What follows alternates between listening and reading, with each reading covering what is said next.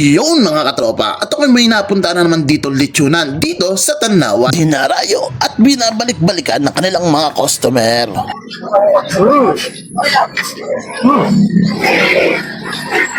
Napakasarap at napakalasa mga tropa.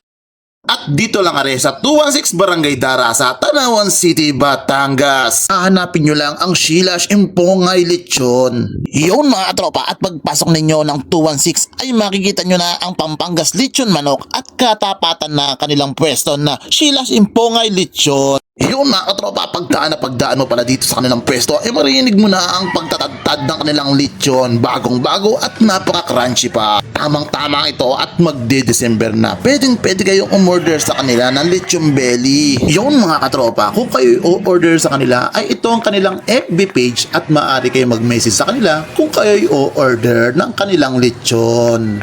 Halina, katropa, at iyong dayuhin ang kanilang lechonan dito sa Darasa 216 at bumili ka na rin. Yun mga katropa, at kung nagustuhan mo ang mga ganitong video, ay huwag mo namang kalimutan mag-like, mag-share at mag-follow sa aking FB page at para lagi kang update sa mga video ko dito sa Tanawan at Santo Tomas.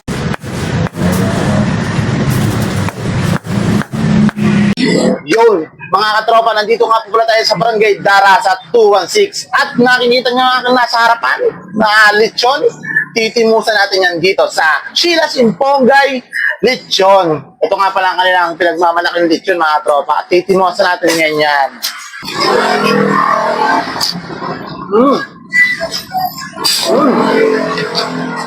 Solid mga tropa. Magandang umaga po sa inyong lahat. Inaanyayahan ko po kayo din sa aming lechonan dito po sa 216 at saka po dito sa Tanawan Public Market, Kulaman Section, sa night market po. Kung sino man po sa inyo ang may gusto ng lechon, punta na po kayo dito sa may 216. Available po kami ngayon. Ang pangalan po ng aming lechonan ay Sheila and Pungay Lechon. Meron din po kaming mga lutong ulam. Baka po mayroon kayong magugustuhan. Punta na po kayo dito.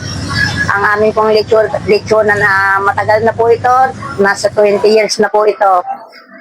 Kaya maaari pong kilala na rin po ninyo ako. Nagtitinda rin po ako sa palengke natin, Tanawan Public Market. Yun mga katropa, at maraming salamat kung nakarating ka hanggang dulo ng video ito. At hanggang dito na lang at maraming salamat and God bless!